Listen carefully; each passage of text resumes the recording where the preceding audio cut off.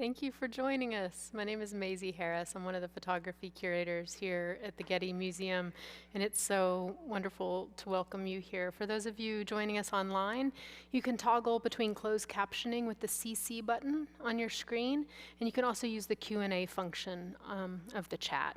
For those of you joining us in person, please silence your cell phones. Give yourselves the gift of listening and looking. I know it's always arduous to fight the 405, so once you've made it through that stress, you can sit and enjoy your time here. It's an honor to be here on the traditional, ancestral, unceded territories of the Gabrielina Tongva peoples. The Kamoinge show is a show about community, and so I really want to honor the Gabrielina Tongva communities for their stewardship and history on this land. Community is key to the Kamoinge exhibition and certainly to the work of both of the artists joining us here today, Lola Flash and Sadie Barnette. And I'm excited to turn it over to them in just a minute. But first, I really want to thank the Kamoinge members who made this exhibition possible. I hope you were able to see the show that closes today. It's always sad for a curator when an exhibition is closing, but having Lola and Sadie here really helps it to feel celebratory. The work of these artists and the work of the Kamoinge artists really remind us that honesty, empathy, collective action have power in this world. I want to thank, first of all, of course, the artists of the Kamoinge Workshop, who you see here, for their creativity and their dedication. Also the exhibition curator, Sarah Eckhart, who organized this show for the Virginia Museum of Fine Arts and who so generously shared it with audiences in Virginia, New York, Ohio, and now Los Angeles. I want to also really acknowledge and thank the supporters who made this show possible, who supported the public programming, who enabled so many visitors and student groups to see the exhibition. It's been really inspiring to learn from the students who come through the show, and especially from our community partners, the artists affiliated with Inner City Arts, with LA Commons, and with Venice Arts. Their work really helps to bring the Kamoinge sensibility to LA. This is one of the works made through that community partnership. And it's a really important, I think, continuation of the Kamoinge commitment, not only to finding community, but to forging community by paying careful attention to the world around us. That's certainly true of the artists with us today, Lola Flash and Sadie Barnette. Lola Flash is currently the secretary of the Kamoinge Collective, so we can ask her about the ongoing presence of that group. For decades, Flash has been making work to challenge stereotypes and advance genderqueer visual politics. For Flash, art and activism are inextricably connected, and that's really fueled a commitment to visibility and to preserving the legacy of LGBTQIA+ communities of color. Sadie Barnette's multimedia work tackles histories of repression and resistance in the United States, delving into family ties and the personal and political power of kinship. So for those of you joining us online, their bios will be in the chat, and I welcome the rest of you to look up these important artists and get to see more of their work online. I'm eager to dive right in, so we'll be hearing first from Lola, then from Sadie, and then we'll have an open conversation. So I encourage you to start thinking of your questions now. Let's start with Lola. Here you go. Okay, thanks. Thanks a lot, Maisie. Thank you all for coming. Thanks, Beck. So I'm super excited to be in conversation with you, Sadie. As I said earlier to you, I've always loved your work. And I wanted to start off with this slide. I guess this is the right way? Yeah. So I was a member of ACT UP. That's me at the very end with the green, I guess it's there, right? And the quote says, kissing doesn't kill, greed and indifference do. On the bottom tagline says, corporate greed, government inaction, and public indifference make AIDS a political crisis. So just to start off, to give you a framework, this was a photograph from 1989. It was a campaign that ACT UP was doing. So just briefly, ACT UP was a direct action group that was fighting against the sort of ignorance around AIDS. And the bottom tagline, I feel like you could actually just put COVID in there where it says AIDS, because we see the same kind of like nonsense going on with our government and the inaction. And so one of the things I thought was that for me, the way that our work parallels each other is that it comes from a sense of trauma, but that we also don't just leave it there, that we also sort of seek out and activate the joy that is also part of our communities, our histories. So what I've done is I've kind of given you just a kind of brief look at several different series that I've done. I love the word intersectionality because that kind of embraces all of me. You know, I'm not just a Black person, I'm not just a lesbian, you know, I'm not just a queer person. It's like I'm a Black, queer, lesbian. And I feel like sometimes, you know, even like when you sign up on any kind of like, thing online, it's like you have to sort of put these dots, but we're all of these things. And so each of my identities, I have a series that kind of represents that. But right now we're going really back into the 80s and 90s when I did this cross-color work. At the time, I didn't really know what I was doing. I was in college, and I printed the slides onto the wrong paper, and I came up with these amazing colors. And my teachers were like, "What are you doing?" And I'm like, "I don't know, I just like the colors." So, you know, I had to put it in some kind of like academic framework. Happily, this photograph was hanging in MoMA. They collected 7 from the cross-color series. So the work was under my bed for over 4 decades, literally under my bed, and still much of it is. And now it's had a chance to breathe. And I suppose one of the things I love about photography, just kind of changing away from cross-color for a second, is that it has a way of keeping people alive. This is Charles, who just about 2 weeks ago, we finally were able to release his ashes in Provincetown. We've been meaning for decades to do it and couldn't figure out the right time and place. And so we finally released it, and it was a pleasure. But at the same time, I was thinking about looking at Charles sitting, hanging in MoMA and thinking, I bet you he's just like standing on the side going, "That's me, that's me." You know, he was a real jokester. He ate like ice cream and peanut butter, and he had like this physique that, you know, wouldn't stop. So I can't tell you about each of my pictures, right, because I want to sort of get into the conversation. But basically, the cross-color made it such that I turned Black people into white people and white people into Black people, right? So then I realized, I can make them purple and green and all other colors. This is me. And it was also a way of encouraging queer folks to model for me. I'd say, no one's going to recognize you because you'll be purple, green, or orange. And you know, I think there still is a sense of like people being in the closets, but in the 80s and 90s, people definitely were much more in the closet and did not want to show their faces a lot for photographs. This is me. This is part of a group that I was with called Art Positive, and we made these shirts right around the Helms time. So now we're going on to another series called Surmise. Surmise is really about people just kind of, I guess, leading in their presentations the way that they feel comfortable. Not always the way that society says that they should be, but the way that they feel comfortable. Pretty much, I suppose in some ways I feel like all of my models represent a little bit of me. So there's a little bit of me in like each of these people. Surpassing. So one thing about me is I have several series, well, many series, and I've never been able to finish anything. At first, I used to think that was a problem, and I'd ask artists, like, how do you know you're finished, you know? And I realized that that's just me. I don't have to finish things. It's not, you know, part of the reason why I haven't finished a lot of the series is because I haven't had the finances to travel. Most of the way I look at my work is a really kind of global approach to my work. So I think because I lived in London for such a long time, I really kind of got the understanding about the way that we are here in America.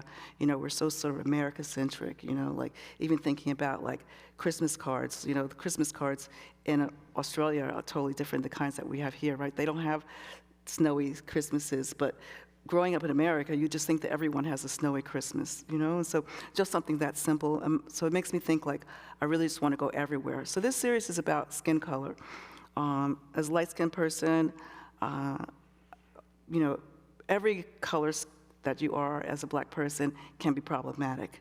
As a light-skinned person, all the girls in school used to think I was stuck up and, you know, because I was quiet, and they sort of gave me a, you know, they were kind of mean to me, you know.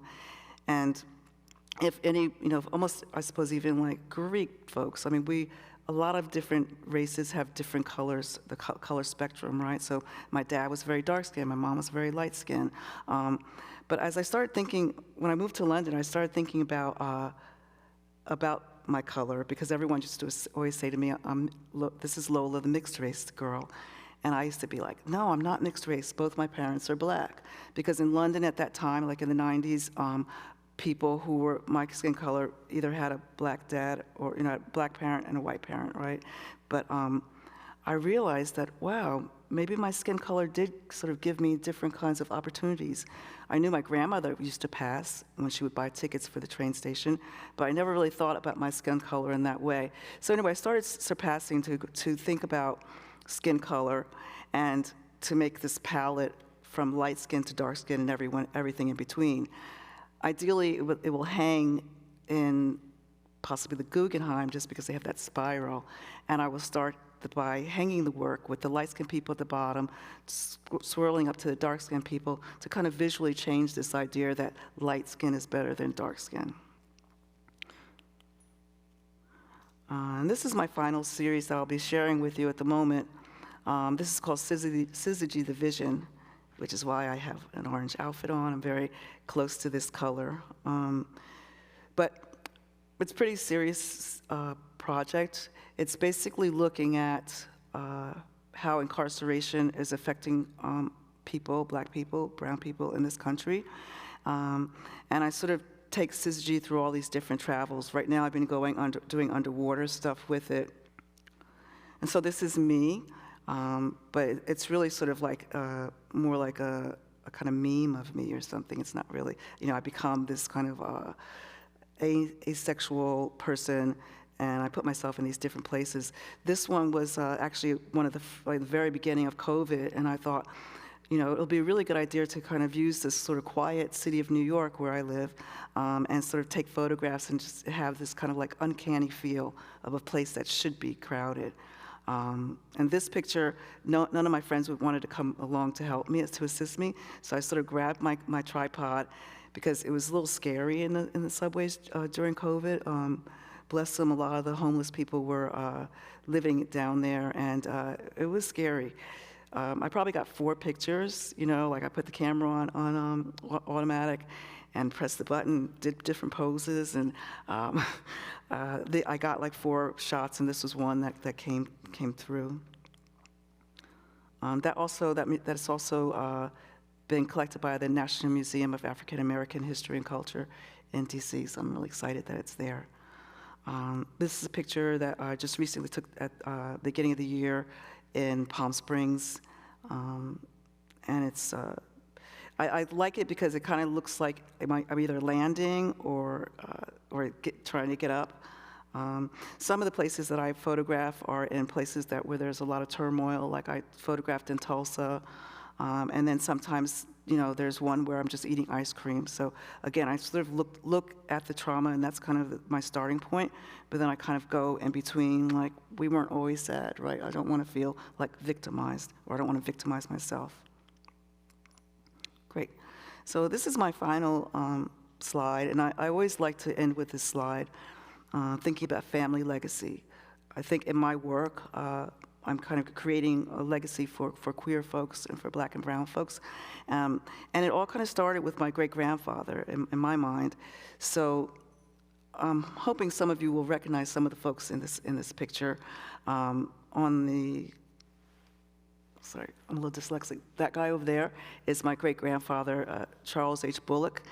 And the woman on the end is, help me.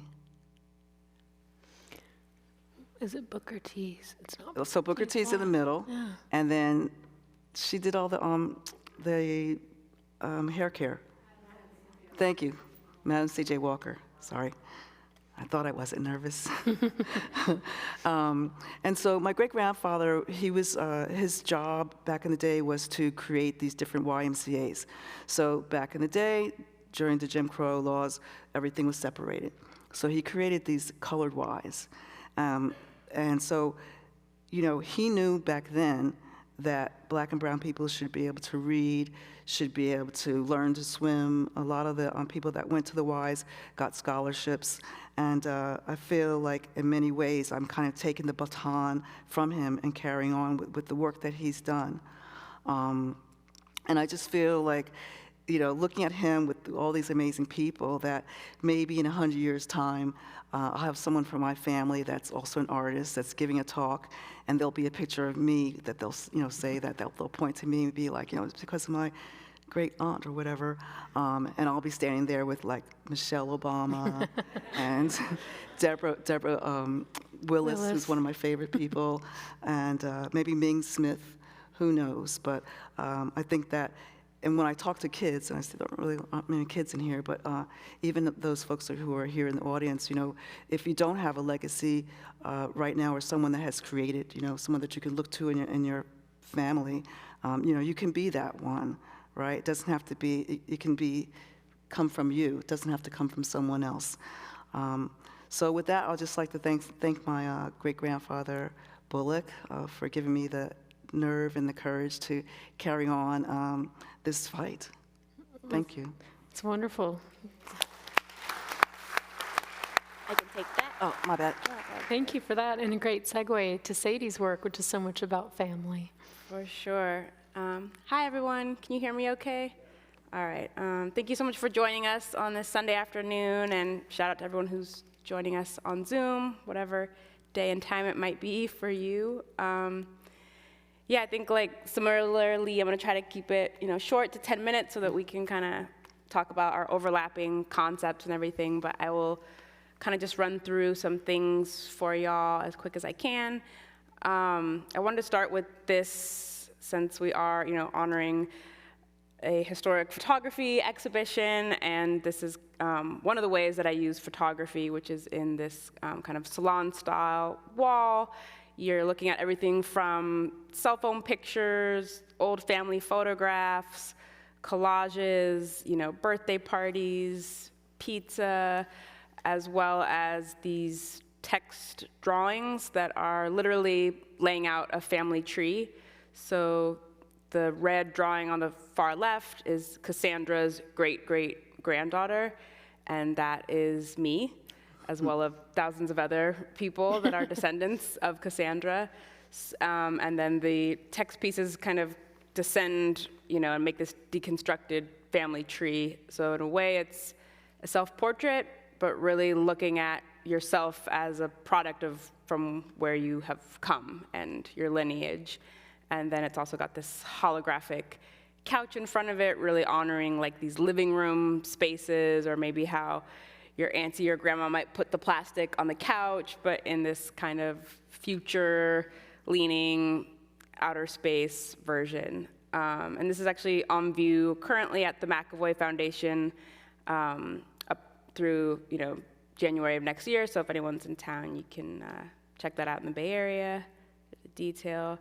And so I wanted to start with this, really anchor, you know, the role that family plays in my work, and then I'll tell you a little bit more about two specific projects that tell, animate, invite you into the story of my father and his activism in a few different periods that are significant to our history in this country. So this first project, I'll just be a couple of slides on this project, but basically I'm using a 500-page FBI file amassed on my father during his time in the Black Panthers here in Southern California. He founded the Compton chapter of the Panthers in 1968, as well as his time in the Bay Area working with Angela Davis and fighting for her life and freedom. And so my family filed a Freedom of Information Act request in 2011, and after 5 years of going back and forth with the FBI, we finally received this information. It was obviously surprising, alarming, chilling, maddening, unconstitutional, all kinds of things. But really what I took away from it was a need to do something and make this file, do something for my father and for his story and for this history, and kind of, neutralize some of the violence that had occurred through the state-sanctioned surveillance. So this is all of these are graphite pencil drawings. They're like almost about 5 by 6 feet. And this is also a graphite drawing, but very much about photography and thinking about the history of, and current use of a mugshot and how it kind of instantly dehumanizes someone, but thinking about, could I, if I rendered this by hand, could I put some kind of alchemy and power into it that could turn it from a mugshot to a portrait of a father, a portrait of someone who's daring to imagine another world and fight for it. And then I'm also adding these kind of annotations to the files with roses to kind of be my own layer of redaction on these files. But the project that I really want to delve into the next few minutes and thinking about connections with Lola's work and why y'all invited me here today is talk about this Eagle Creek project, which also is from my father's amazing life and story and continued legacy. And this piece exists as a functioning bar that I built to honor my father's bar, which was called the New Eagle Creek Saloon. And it was the first Black-owned gay bar in San Francisco.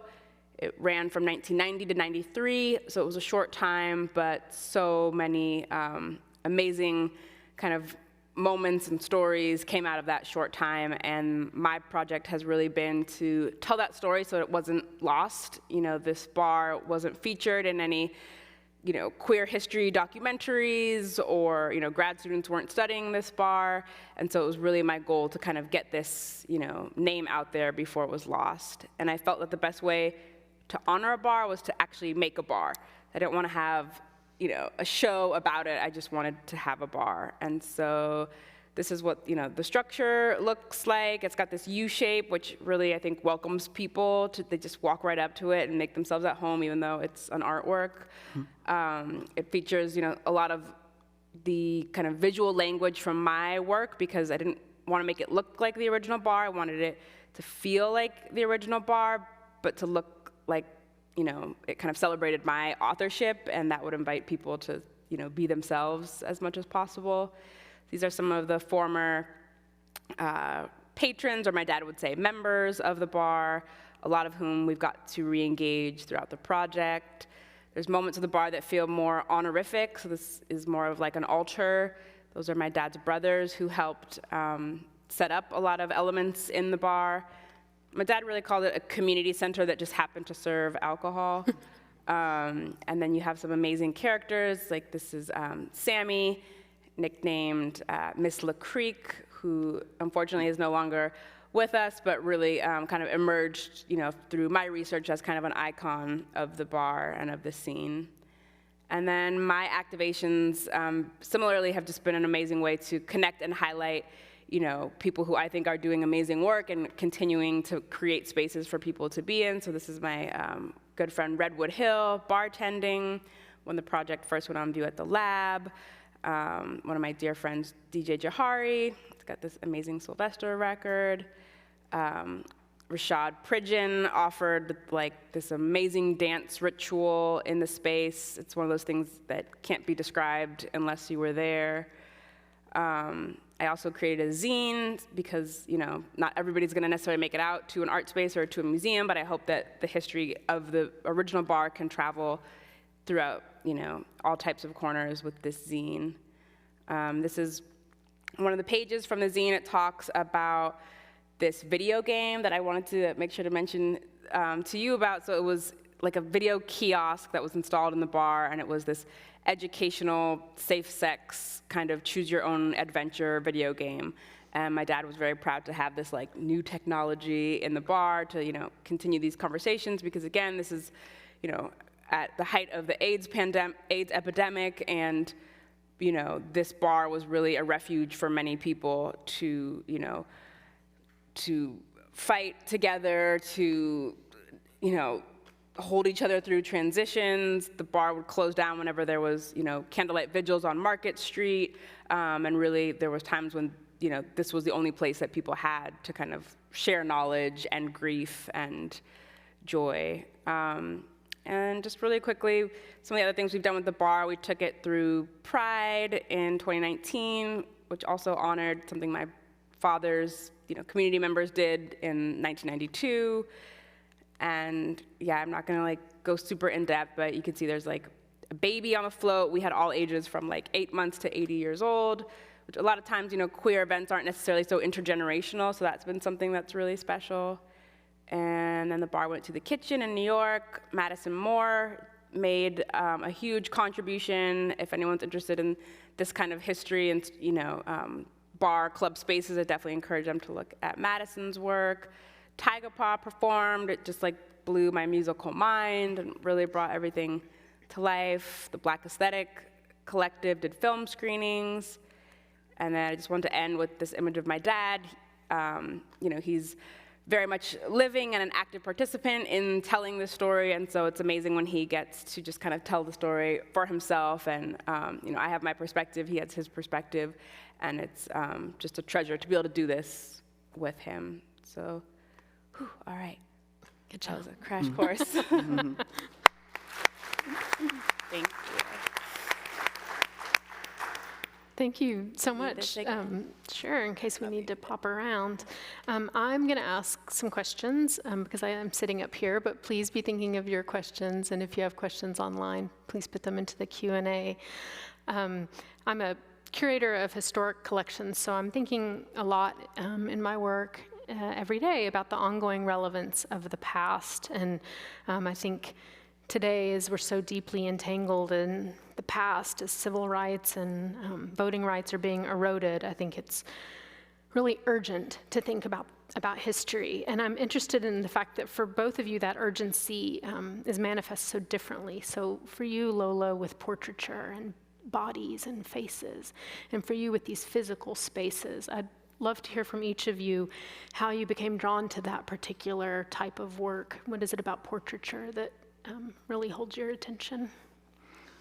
Well, for me, I grew up just not seeing myself.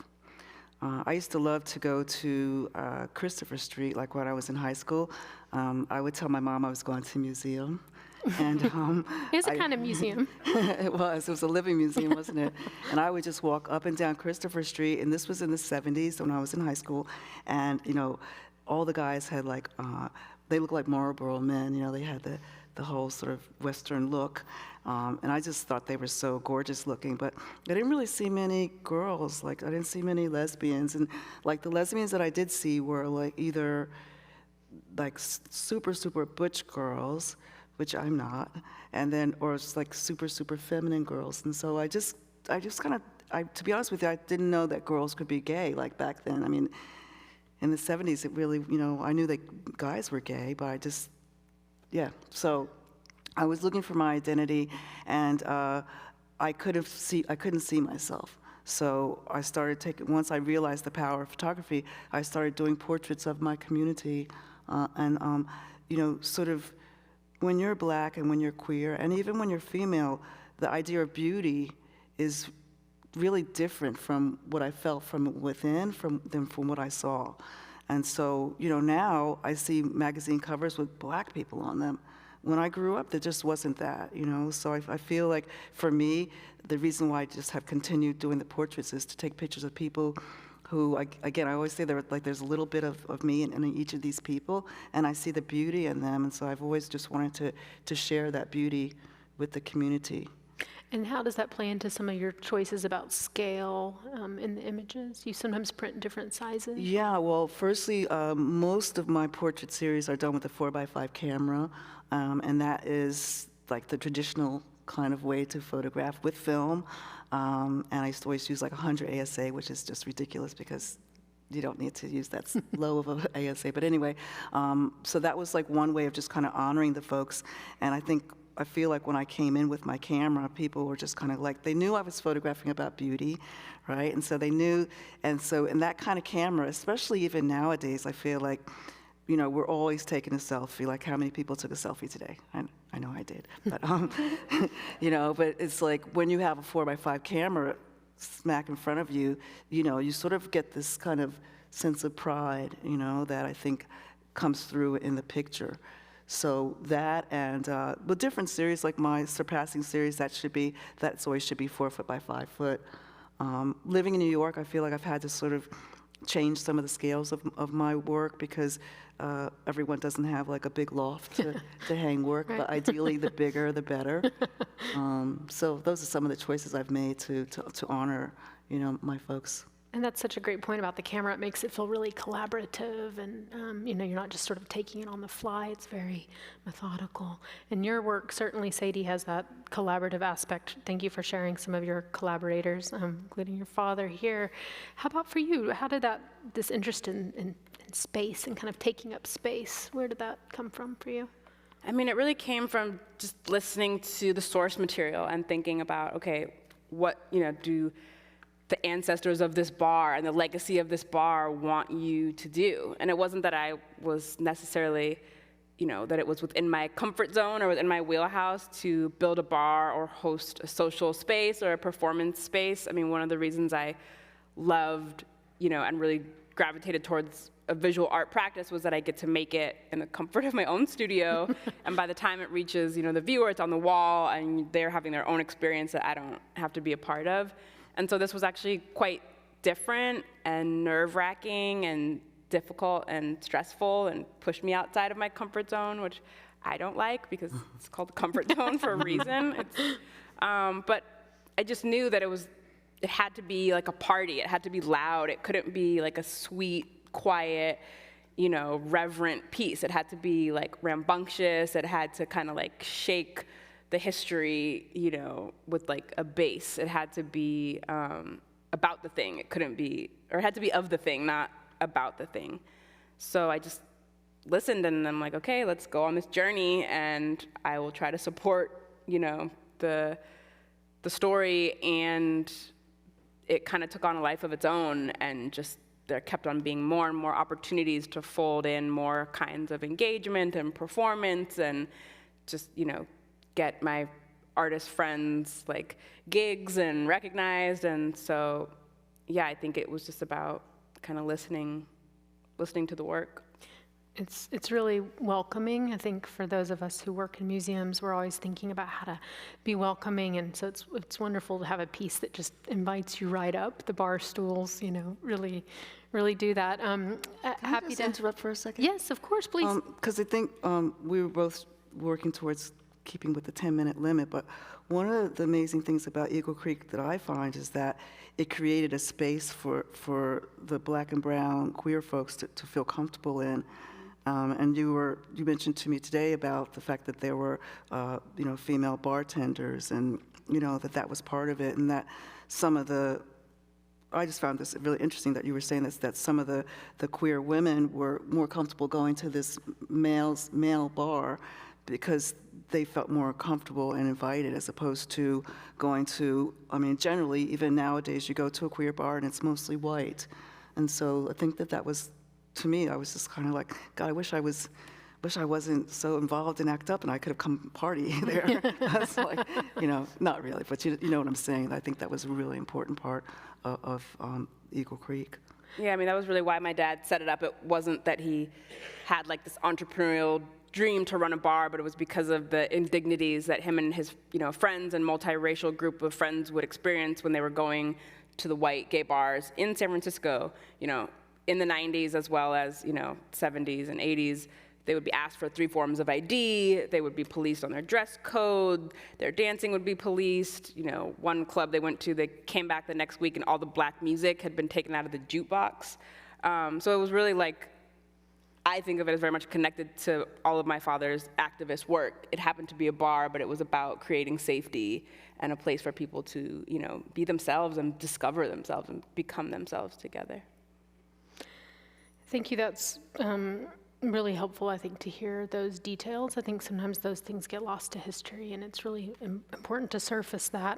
We have a question about history here from someone online. There's some fangirl stuff, some fanboy stuff at the beginning, so I'll kind of skip through that. And I think it's really going to get us to talk about place, which of course is so important for Sadie's work, thinking about this bar that happened in San Francisco. This is a question about your recent work. It says, the city of Palm Springs has an important overlooked history and legacy of black and brown displacement from Section 14 during the 1960s. Did that influence this photograph? And if yes, would you discuss or address both Palm Springs or Tulsa, this interest in places in some of your photographs? And I'll just awkwardly flip back many slides so we can see the Palm Springs work. When you were in Palm Springs, were you thinking of the history of that place, or was it more the kind of alien landscape of the mountains there that were drawing you? Well, I'm glad to know that. I mean, there's so much research to be done, and that's, I'm doing a residency right now at Erie, and doing a residency really helps sort of slow down and do more research. So I didn't know about that, but I'm not surprised. I don't think that there's any place in this country or in the world where we have suffered or where we have built things and not been given credit for. So thank you for whoever that is. Thank you for letting me know, and I'll definitely check it out. But so, like I said, sometimes I'll be traveling for maybe surpassing, and I'll do syzygy. Sometimes and then I can do salt too. So a lot of times my series, I can kind of do mini series in one place. But Tulsa was, an obvious choice for going there. So I think that, well, the older I get, I actually am history now, and I'm actually more interested in history, maybe because I am history. So I'll definitely will be checking that out. Thank you. And that was from Edwin Ramaran. So thank you for your question, Edwin. Is there a question in the audience? I'm always happy to keep asking questions if no one else has one. Yes, please. Should we wait, if you don't mind, just waiting 1 second for a mic? It's coming down to you. That way we can all hear the question. Checking to make sure the mic's on. Perfect. Hello. Thank you both. My question is kind of general. I wanted to know when you guys were both first introduced to Kamoinge. For myself, I wasn't introduced to them till very late. I studied the history of photography and thought I was pretty well versed in it. And I didn't discover them to grad school, and I was quite frankly embarrassed and a little angry. So I'm interested to know when you guys first were introduced to Kamoinge and how they've kind of impacted your work or your life in general. Thank you so much for that question. That's one of the reasons we wanted to have the show here. I went to school for 90 million years and was really angry that I had only heard about some of the photographers and not about collective action. And I think so much of the history gets told through these individual people and rather than through these networks. So it's important for so many reasons. So Lola, as secretary of Kamoinge, how did you become affiliated with the group? How did you start to hear about their work? Thank you. What is your name? Candace. Candace? Mm-hmm. Oh, my cousin's called Candace. Thank you for that question. Yeah, I first found out about Kamoinge through John Penderhughes. So John is one of our members, and he actually grew up in my hometown. And I was telling you earlier, my mom actually organized a little portfolio review with John, probably in '76 or '75 when I was in college. And I think in hindsight, I realized that was probably the first time I actually felt like a real photographer. And so when I came back I lived in London for 12 years, and when I came back in the beginning of this century, I started looking for all, my sort of photo connections, and I thought about John. I was like, I wonder what John's doing? And it was very hard to find him, and it was very hard to find anything out about Kamoinge, to be honest with you. And it's really just through John that I found out about it. But one of the things that's exciting about the way we're moving forward, well, it's a little bit of a mixed bag. I think that some of the older members or the original members enjoyed it as what it was. It was more like, where you would go and get your work, like sometimes just torn to shreds, or, sometimes I heard that they made people cry. But, it was like family, right? So they went through that process, and then they listened to jazz and got over it. And so, yeah. But now we're kind of working towards making it more sort of so that it's more stable and so that actually will continue to live. So we're looking for grant money. We're thinking about possibly getting a building maybe or a space maybe in at Harlem, because that's where we started, to do workshops and maybe have dark rooms there, and also maybe thinking about keeping our archives there. So I'm excited about the way that we're moving forward, because we have different people that are helping with, our Instagram accounts or all these kinds of things that need to be in place to sort of move from last century to this century. And even though some of the original members don't always come to the meetings, I send them the minutes, and there's so much, like with this show, so many of our members are finally getting acknowledged. Ming, my gal is here, Karen Jenkins Johnson, and she's representing Ming Smith and myself. And Ming, for those of you who don't know, she was the only woman that was part of that group. And now we have, we've been reaching out to different people, so we actually have 2 queer women. One is me. So there's more women. And just different kinds of people. I think when you start off, it's just like, these are our group, but I think just like many institutions, we sort of realized, okay, we need to sort of have the breadth of photographers. And so for me, I feel excited about it. We've been doing we do our meetings once a month, always on Zoom now. We used to meet at Columbia, because Danny Dawkins teaches there, so we used to always meet there once a month, which was fun just to go up. Columbia is such a cool campus to walk onto, and I miss meeting in person, because different people would like Ron always likes to bake, so we'd make cookies and cakes and things like that. But it was like the camaraderie that you kind of miss when you're on Zoom. So I don't know when we'll ever get back to it, but I'm super proud to be a part of it, and I think just like Sadie, just people in general, really, not just artists. Some people really are aware of the roads that have been made for us to make our lives easier, and I really admire so many of the photographers in Kamoinge to have given me the breath and me the chance to. Maybe thinking about, I'm starting to get collected by many museums, and if they hadn't made that kind of inroad, I probably would be not sitting here. I'd be getting my lesson plans ready for teaching tomorrow. But it's given me a freedom that I didn't have before. Yeah, there's a table case in the exhibition that has these announcements from some of the early exhibitions, and I think the works on the wall are so powerful that we're often drawn to those, but when you go through the show, these small exhibition announcements are really radical acts of making space, making exhibitions, getting your work into view so that other people could experience it. Sadie, your work certainly has that sense of camaraderie. Was there a force that kind of brought you to that in your work? Did you have a kind of collective or a group of artists who were really meaningful for you, to circle back to Candace's question? So many, I guess, and I definitely also recognize that feeling of being kind of mad, that you weren't exposed to your own kind of history and lineage as a maker.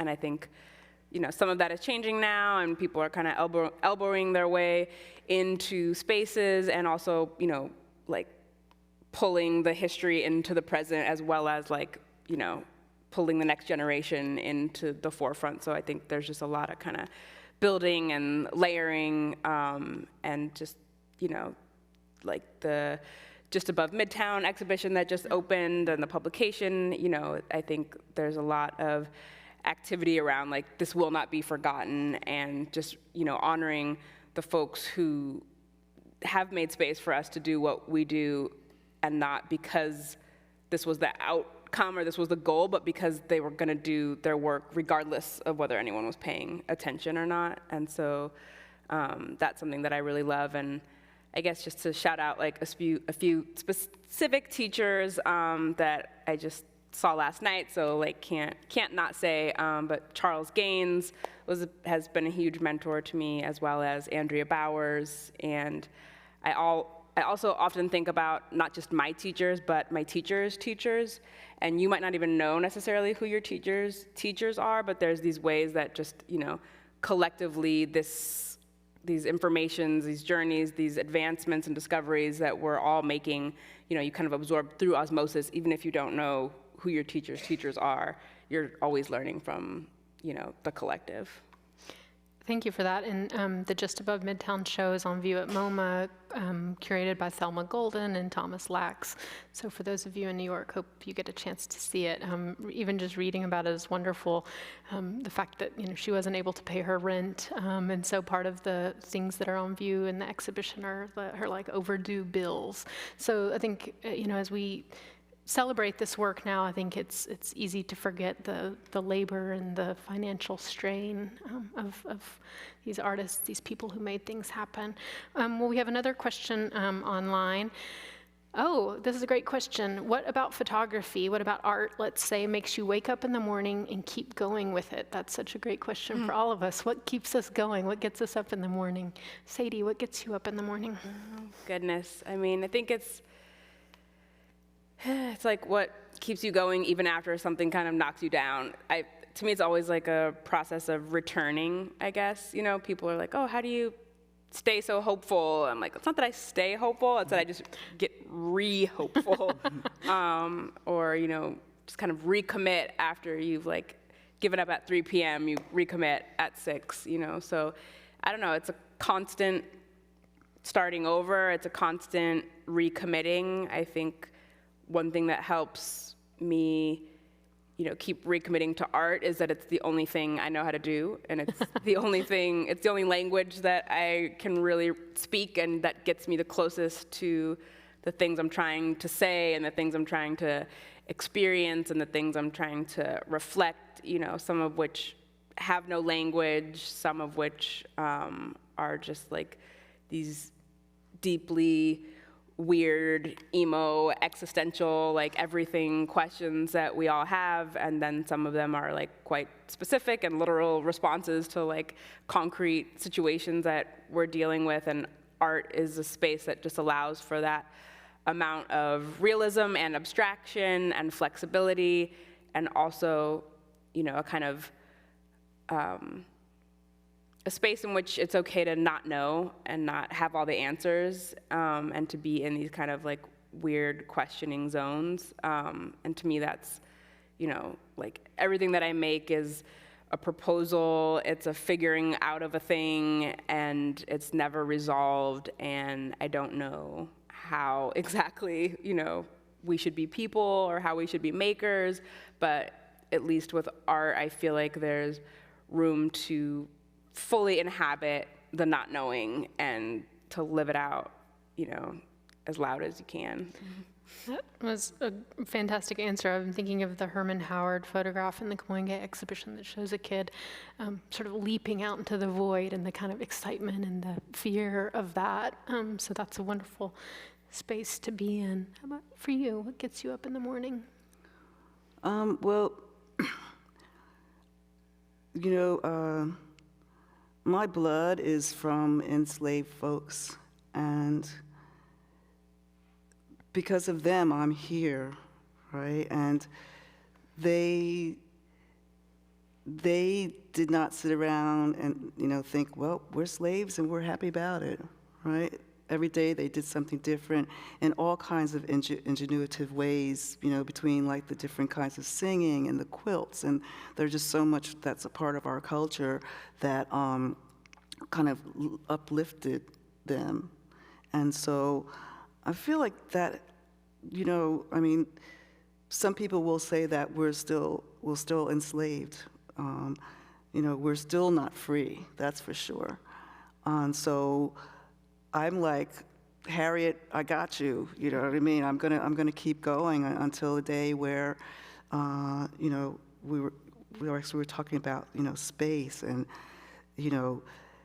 imagine to go to space, a place that's not been colonized. Like, what would that be like? What would it be like to just actually start at the ground level like everybody else? Not think there's no more redlining. There's no, there's just so many systematic, problematic things about the world and being a person of color that I suppose it's like for me, it makes me just want to fight back even harder. Some people, maybe it just makes them think, I'll go back to sleep. But for me, I'm just like, here I come, So I think it really just comes from coming from people who we don't have any choice, right? There's no choice other than just to get up and get to it. Thank you, Adriana Martin, for that question. Herb Randall, one of the photographers in the Kamoinge exhibition, when I would talk to him, he'd say, I'm so blessed, or that was magic. And I said, I don't understand why you use this language. You work so hard. Why do you attribute it to something outside yourself?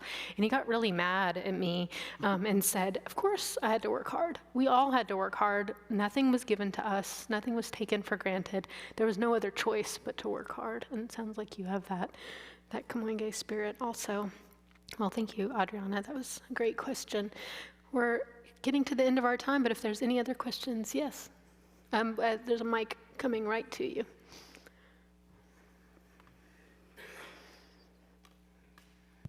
So we all can recognize how important our history is, and we never learn anything from history unless we learn from history, correct? So American institutions don't really change and make dramatic progress unless they're forced to, through economics, through political pressure, through societal pressure. So with that understood, Hollywood's the same way, okay? So my mother died very young of cancer. I was raised and influenced very strongly by Black women that loved me, cared for me, supported me. So now we look at Hollywood. I kind of feel like Hollywood is the same institution that only plays catch up because they have to, because they missed the boat and people are getting mad now. So now we have beautiful movies and we have commercials representing a more beautiful minority people on the screen. But do you ladies ever struggle with the fact that it doesn't feel genuine sometimes? It feels like Hollywood realizes that they missed the boat and they got to figure it out now because the pressure's there. So when you see all this, do you feel that it's genuine? Do you struggle at all with that?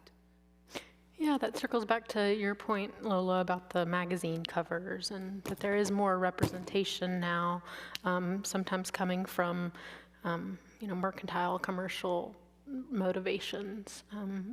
Is that something that you reflect on in your work? Well, for me to answer your question, I feel that change is happening, progress is happening.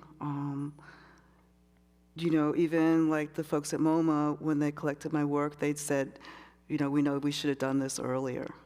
So I call it progress. And I think for me, what's happening in Hollywood with like Ava DuVernay, I think that if we get more people like Ava in to actually have directors who are Black and female, I think that's how it looks genuine to me, when it's actually the other people, the other parts of the puzzle are also contributing. But if it's just like the same old white guys saying, hiring these folks, I don't think it's genuine. But I think when we see more people being involved in these projects, one, it'll be more sincere and more real. It'll be told by the people whose story it is. Because that's my problem, is that for so often we've had our stories told by other people. We've had our pictures taken by other people, but now more and more of us are getting in a place where we're able to actually tell our own stories. And so, I think if more executives look like the people that they're trying to put forward, then I think that's when we can actually see change happen. And you can see it in the museums, right? Yeah. More and more museums are hiring Black and brown curators. So I think that's, I'm like just terminally positive. And so I see progress happening. I think that, you know, Mr. Floyd's killing just really woke up the world a lot, all around the whole world. And it's a shame that, you know, he had to die for people to finally wake up to things that you've been talking about, things that I've been talking about, things that Kamoinge's been talking about forever. But I think that you know, change is happening, and you know, we can't say, well, shoulda, coulda, woulda. You know, at least change is happening, and I feel like we're going in the right direction, and let's see where we go, where we end up, you know. Keep going, and yes, good. Yes to that. Thank you. And for you, Sadie, when you're invited to be in these exhibition spaces and you sort of curate the people, the collaborators that you bring in, that seems like that's helping to sort of make space. How do you respond to this question about kind of cultural change more generally outside the kind of narrow art world? Yeah, I mean, I think it's tricky because there's a lot of things that change and a lot of things that don't, and you know, ultimately we're all still trapped in this capitalism loop, right? And so one person can only be a star if, you know, for every star there's, you know, thousands, millions of people who can't even afford the movie ticket, right? So like, what even is our idea of success? I think, you know, for me, I just have these kind of two tracks running, which is like, what can I imagine that's so radically different than the world that we have? Like, you know, a world where, you know, whether you have housing or medical care is not related to whether you have money or not, because what if you don't have money? Then you're not gonna have those things, and to me, that's like, doesn't make sense why money should be equated with basic human needs. So I'm like constantly imagining this whole other world, but at the same time, I'm like, we're living in this system, so how can I get, you know, Black artists paid? And to me, those things are kind of contradictory, but you have to be able to move both in the world that you have and the world that you want and the world that your ancestors, you know, fought for you to be in, and you're holding all that at the same time and also trying to like enjoy life. And it's a lot, but it's, you know, a lot of folks are doing it, so at least it's not lonely. Well, I'm so grateful to, of course, to Kamoinge, but really to these two artists. I think they both work with the past, but really help us to imagine different futures, and that's something that we can all hold on to as we fight for better days in this country and elsewhere. So, huge thanks to you two for being here today. Thank you so much.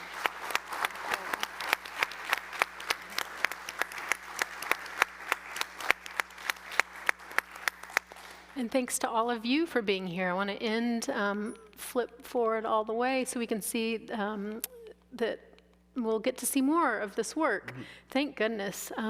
Sadie has a installation opening at SF MoMA. Lola's doing this incredible residency. She flew out here to join us, but she's really working hard in Florida at ARI at this residency. So we'll be getting to see more work by both of these artists, and look forward to seeing you back at the Getty as well. Thank you. Thank you. Thank you.